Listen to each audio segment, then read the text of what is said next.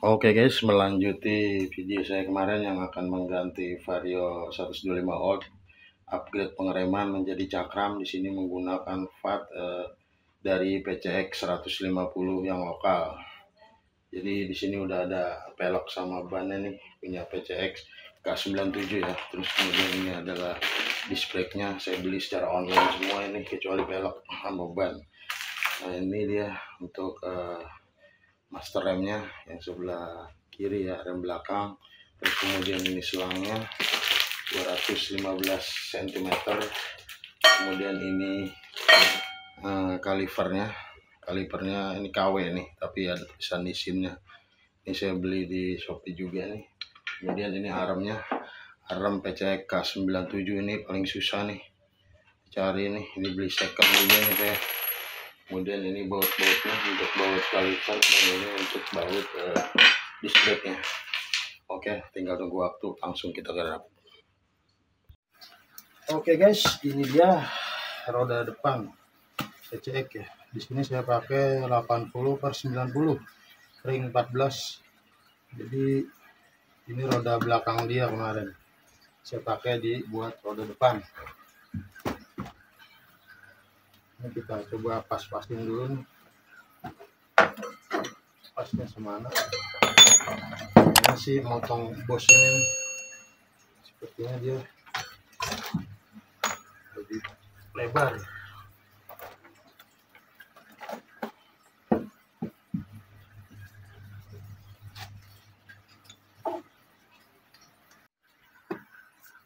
Oke guys, ini kan awalnya bosnya nih, bos yang sebelah kiri. Bos yang sebelah kiri itu ukurannya 20,65. Jadi kita potong menjadi 15 sampai 16. 15 dulu ya. Nanti kalau kurang tinggal kita, masih lebih kita kurangin lagi. Oke, kita potong dulu di sini sebanyak berapa nih? 5 sentian. Ya 5 mili. Oke, kita potong dulu. Nanti kalau masih lebih tinggal kita kurangin lagi.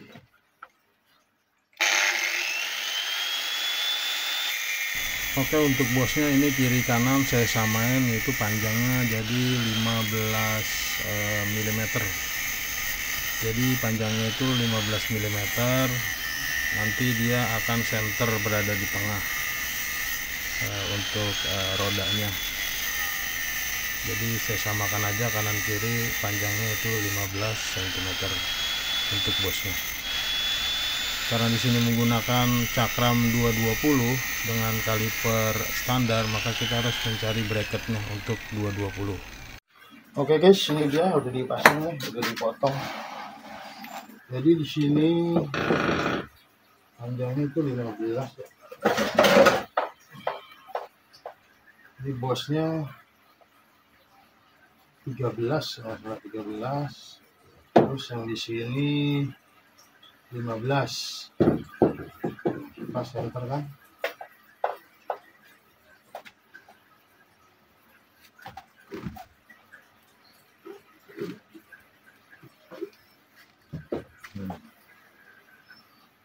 Pas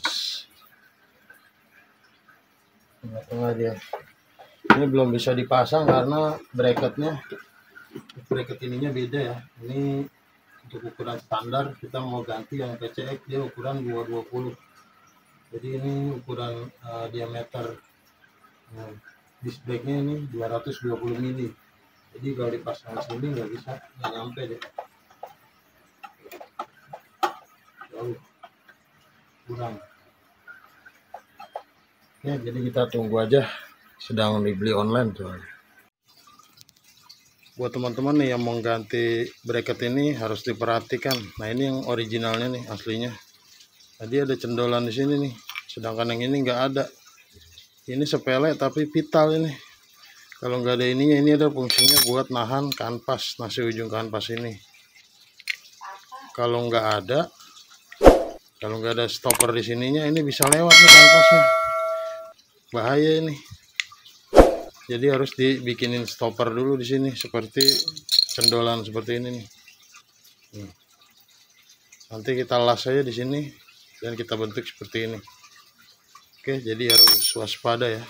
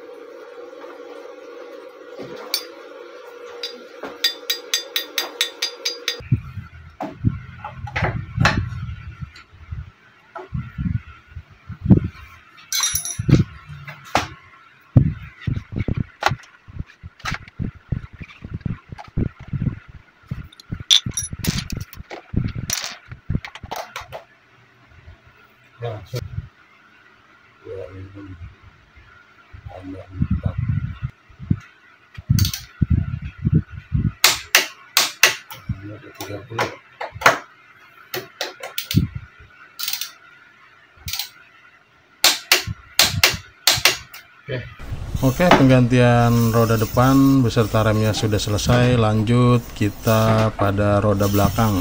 Sekarang kita mengganti roda belakang. Jadi di semua ini pakai part-part PCX. Oke, lanjut. Dan ini kita mengganti roda belakang. Ini yang lama kita lepaskan dulu. Kemudian untuk kanvas remnya kita lepas juga di sini. Dan sebaiknya juga untuk itu pad remnya juga harus dilepas juga dan lubangnya harus kita rapetin, karena di sini saya untuk mengetes saja apakah PNP atau enggak. Jadi nanti akan kita lepas semuanya. Oke, langsung kita pasang dan ternyata peleknya itu PNP ya, dari PCX 150 ke Vario 125 all. Dan untuk armnya juga di sini akan kita coba juga apakah dia PNP juga. Dan ternyata dia memang PNP, jadi tidak perlu ngerubah apapun. Nanti paling yang akan kita rubah adalah dudukan untuk knalpotnya. Kemungkinan untuk knalpotnya dia bracketnya itu beda, jadi akan kita sesuaikan. Oke, lanjut kita untuk pemasangan master remnya di sini. Untuk penglamanya di sini kalau Vario 125 itu dia nempel di stang untuk bracket rem belakangnya. Jadi harus kita buang dulu ini bracket rem lamanya dan dudukan spionnya, karena dilas makanya kita gerinda dulu di sini, kita potong aja, kita buang.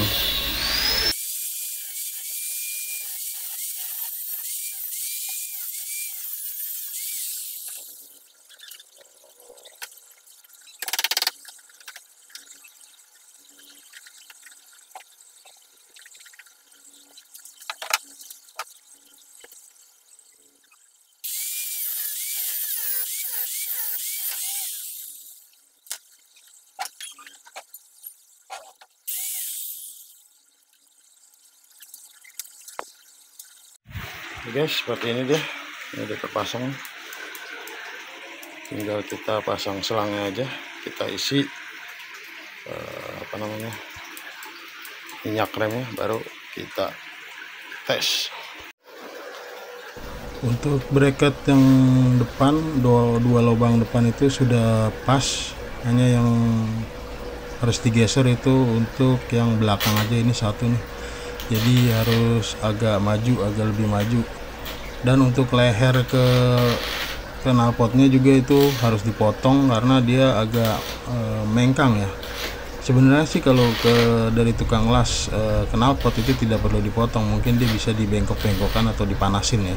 Karena di sini saya nggak punya alatnya untuk manasin itu, jadi ya harus dipotong-potong. Oke, kita sesuaikan saja di sini. Oke, setelah semua sesuai, langsung kita repaint aja agar penampilannya lebih menarik ya, karena ini catnya udah belentang-belentang atau udah pada lecet, jadi kita repaint saja. Oke, setelah di repaint, ini untuk hagernya saya ganti. Untuk yang lama hagernya itu udah lapuk, jadi saya pakai hager yang model Vietnam di sini ya. Jadi ala-ala Vietnam di sini saya beli itu dengan harga 45k atau 45.000. Tapi kualitasnya sih lumayan bagus ya, plastiknya tebal, materialnya tebal. Cuma yang jelek itu hanya finishingnya aja, jadi masih pada tajam-tajam untuk pinggirannya, jadi perlu dikerok lagi. Langsung aja kita pasangkan di sini ke motornya ya. Dia di posisi itu paling bawah, jadi kabel-kabel itu ada di atasnya. Oke, kita sesuaikan dulu di sini, pas-pasin dulu. Oke, lanjut langsung kita pasang aja peleknya. Ini udah saya repaint peleknya. Langsung kita pasang baut-bautnya di sini. Untuk reservoirnya reservoir tanknya tidak saya pakai di sini, dan ini armnya juga yang kemarin buluk udah saya repaint lagi nih, jadi lebih bagus lah warnanya. Langsung kita pasangkan saja. Untuk tangki radiatornya ini tidak saya pakai karena saya masih menggunakan tangki radiator bawaannya atau bang originalnya.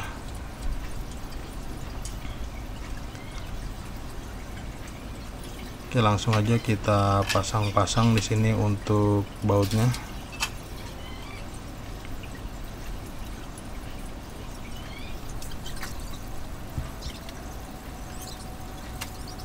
Jadi untuk hagernya ini tidak mentok ya. Saya di sini menggunakan ban itu seukuran 100/80. Jadi ukuran bannya itu 100/80 ring 14. Jadi dia tidak mentok. Kalau untuk 120 kemungkinan dia kayaknya mentok ke hagernya ya. Dan untuk filternya pun digeser. Dan ini untuk kalipernya menggunakan kaliper pecek juga, tapi yang KW di sini jadi saya kasih ring karena dia tidak PNP ya, karena terlalu mepet. Oke, udah saya repaint juga di sini, aslinya warna hitam, terus kayak repaint warna merah candy. Dan ini dia untuk hasil sementaranya seperti ini. Jadi untuk bodinya nanti akan kita repaint lagi.